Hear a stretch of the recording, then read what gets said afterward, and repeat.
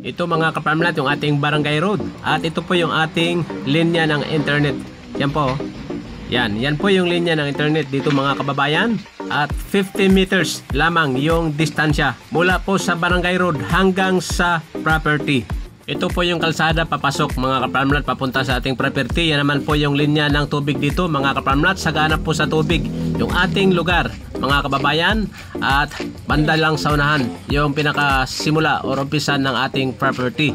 Pagkatapos po ng tulay na yan mga kaparmlat, yan na ho yung start ng ating property. Okay? You are watching Realty Philippines TV. Please don't forget to subscribe. Ngayon mga kaparmlat ay bababa tayo para po makita nyo yung creek. Yan, ang kagandahang isa mga kaparmlat ay mayroon pong creek. At ito po yung magiging tulay dito mga kababayan. Lagyan lang po natin ng simento ito para po makatawid yung ating sasakyan. Yan, maliit lang po na culvert pipe yung ating gagamitin dito mga kaparmlat. Okay?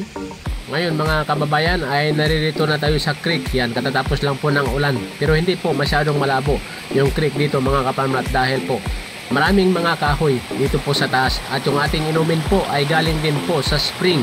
Yan, preskong hangin, preskong tubig mga kaparmlat. Wala pong kaanong mga community dyan mga kaparmlat. Yan, nag-iisa lang po tayo dito sa gilid po ng bundok.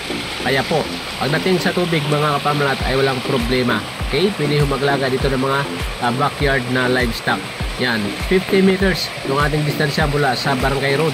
At maraming mga pananim dyan sa taas. Videohan natin mamaya mga kaparmlat. Okay? At ang pinakamarami dito mga kababayan ay yung buho. Napakaraming buho po sa loob ng property. Dyan po sa Teresa Rizal ay binibenta ito ng 10 kada isa. Yan, yan ho ay yung ating produkto. Ngayon man, ito po yung part na medyo flat. Maraming mga mahogani tayo nakikita. Saging, mangga, at saka mahogani, at saka nara. Yan po yung mga nakatanim dito mga kaparmlat. At dagdagan lang po natin ng iba't ibang mga prutas pa na maaring mabubuhay dito. Yan, pwede ho dito lansones, durian, at saka po rambutan.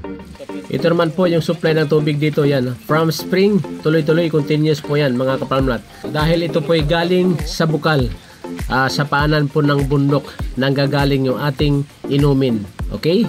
Ito po yung mga kahoy dito, kahoy gubat, at saka may langka tayong nakikita, at saka po kawayan. Yan po yung ating view dito mga kababayan. Yan, nagpa-fog po yung ating katabing bundok. Yan o, overlooking banda dito sa taas mga kaparmlat. Flat banda dyan sa taas at tayo po ay aakyat mga kaparmlat. Hindi pa po ito yung pinaka-tok-tok ng ating property mga kaparmlat. Ngayon po, ang total lot area po nito ay 4 hectares sa halagang 2.5 million pesos. Very negotiable. Yan, yan po yung mga mahogani dito mga kaparmlat, at saka po niyog. Maraming niyog tayong nakikita ngayon. Malamig yung klima, preskong hangin, at saka po walang gaanong community. Libo-libong mga mahogani yung ating nakikita ngayon. Estimate ko po ay more or less nasa 1,000 na mahogani. Maliliit pa lang yung iba dahil ito po ay 4 hectares at maraming santol din tayong nakikita.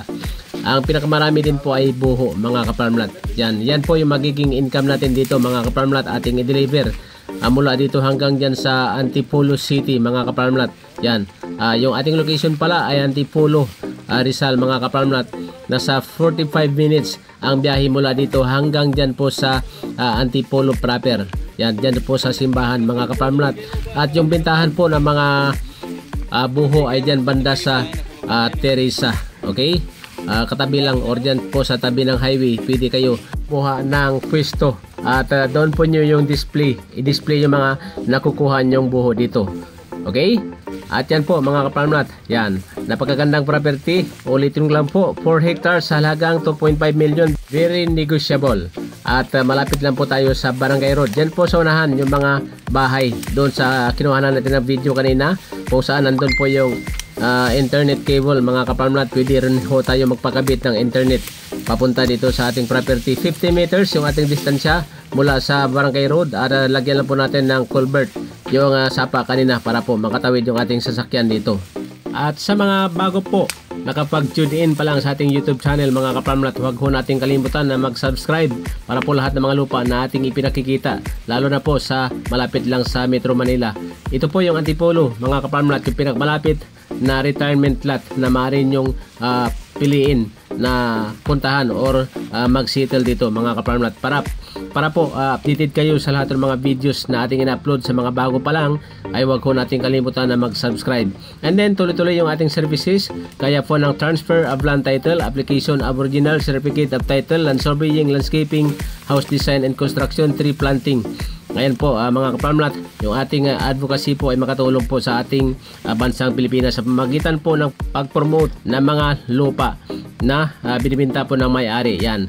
Yan po yung ating advocacy mga kaparmlat. Yan, gaya po ng binabanggit ko, let's make our land protected and productive. Instead po na mga kahoy gubat po ay lagyan natin ng mga prutas. Yan, hindi po masama mga kaparmlat na ipagpalit natin yung mga kahoy gubat kumpara po sa prutas mga kababayan, para po protected siya pero mayroon pong produkto.